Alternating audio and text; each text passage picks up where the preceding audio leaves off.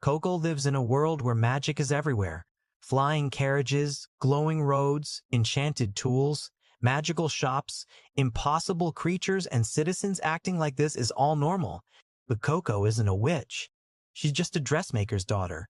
A normal girl with a dream way too big for the tiny life she's been handed. Everyone tells her the same thing. Witches are special. Witches are chosen. Witches are born different. Ordinary people like Coco can admire magic, but they can't learn it themselves. When Coco was little, she met a mysterious masked witch wearing a brimmed hat. This walking red flag sold her a strange picture book and a special pen. Years later, Coco still keeps that dream alive while helping her mother in their dressmaking shop. Then Kifri arrives. He's calm, elegant, white-haired, soft-spoken, and immediately suspicious. He comes to repair a magical carriage and tells Coco not to watch him work. Coco peeks, and what she sees completely breaks her understanding of the world. He's creating magic through symbols. And Coco realizes that the world of witches has been hiding something enormous. Coco runs home, opens the strange book from her childhood, and tries to follow what she saw. The spell activates. The peaceful dressmaker's house becomes a magical disaster zone, and something terrible happens to Coco's family. Kifri arrives just in time to stop things from getting worse, but not in time to make things okay. Kifri explains that Coco has stumbled onto one of the witch world's most protected secrets. The rules aren't just tradition, they're law. And if someone outside the witch world learns too much, they respond with memory erasure.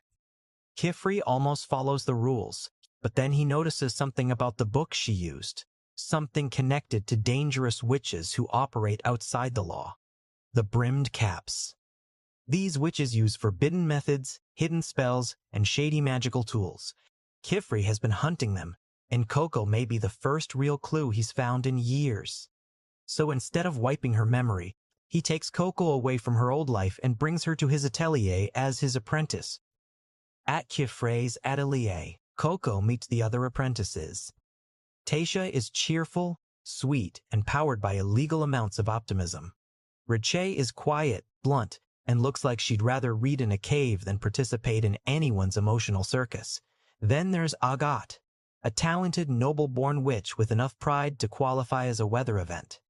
Kifri wants Coco trained carefully, but Agathe wants proof. So while Kifri's away, she pushes Coco into a trial in the Daughter Range, where apprentices have to climb dangerous terrain and retrieve a special herb using limited magical tools. Coco barely understands the basics. She stumbles, panics, damages things, and nearly becomes mountain decoration.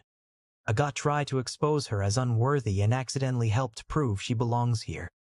After the trial, Coco earns her place a little more, but the danger doesn't vanish. Somewhere in the shadows, the forces connected to that forbidden book are still watching.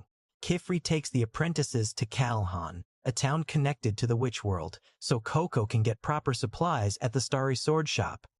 Inside the shop, Coco meets Mr. Nolnoa and his grandson Tarta. For a moment, everything feels wholesome. Then Coco sees a familiar brimmed hat figure. Tesha, Richa, and Agathe chase after her, and before anyone can say, maybe don't follow the mysterious criminal into an alley, all four girls are pulled into a strange magical space. Now they're trapped in a stone labyrinth with a giant dragon. The dragon stalks them through the maze. The girls are exhausted, terrified, and slowly realizing that talent means nothing if they refuse to work together. They use creativity, timing, and teamwork to survive. Meanwhile, Kifri's trying to break into the trap from outside, and when he finally arrives, he reminds everyone that beneath that gentle teacher smile is a terrifyingly competent witch. The brimmed caps aren't just some distant threat, and Coco may be much more important to them than she realizes. Back at the atelier, Coco keeps struggling with basic spell work. Agathe keeps training like she's trying to beat her own insecurity in hand-to-hand combat, and then Olrugio appears. Olrugio, also known as the Watchful Eye, is stern, tired, and allergic to foolishness. But underneath that grumpy exterior is someone who deeply understands what magic is supposed to be. Then a man named Dagda arrives, begging for help. His caravan has been caught in a dangerous accident near a flooded river. Kifri and Orugio respond. Agat demands to help too. At the river, the rescue becomes a nightmare. Civilians are everywhere, meaning the witches have to be careful about what magic they show. The rescue succeeds, but the result looks strange. And right on cue, the Knights Morales arrive. Coco was trying to save someone, but now she's being treated like the problem. But Riche and Tetia refuse to stand by. Then Kefri arrives, and the Knights finally realize they may have picked a fight with the wrong emotionally unstable teacher. Kefri realizes something about the incident doesn't add up. The magic Coco used may not be as simple as it looked. She may be caught inside someone else's plan. Kefri takes Coco back to the Starry Sword under the excuse of handling supplies, but really, he's investigating.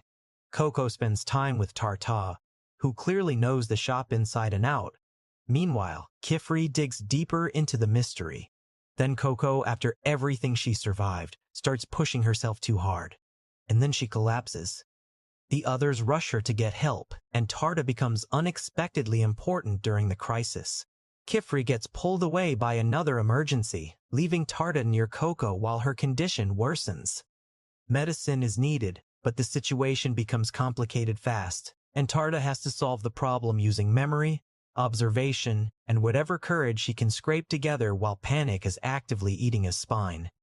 Coco wakes just enough to help, because apparently even fever can't stop this girl from trying to fix everyone else's problems with a pen. And that's where the danger keeps growing. Coco is no longer just an innocent girl learning magic. She's connected to forbidden forces, protected by a teacher who may be hiding too much, watched by authorities who'd erase her if the rules demanded it, and surrounded by apprentices who are slowly becoming her found family whether they like it or not. Coco wanted magic because it looked beautiful. Now magic is secrets, guilt, danger, manipulation, and consequences. But she keeps drawing. Because if magic destroyed her old life, then magic may be the only thing that can help her reclaim it. And somewhere behind the brim of a forbidden hat, someone is still watching her next line. But what do you think? Is Coco walking toward her dream? Or did this girl accidentally sign up for the most stressful art class in anime history? Drop your thoughts in the comments because I need to know who you trust more, Kefri, the brimmed caps, or absolutely nobody. And if you enjoyed the recap, hit like, share it with another anime fan, and subscribe for more stories where magic looks beautiful until the plot starts sharpening knives.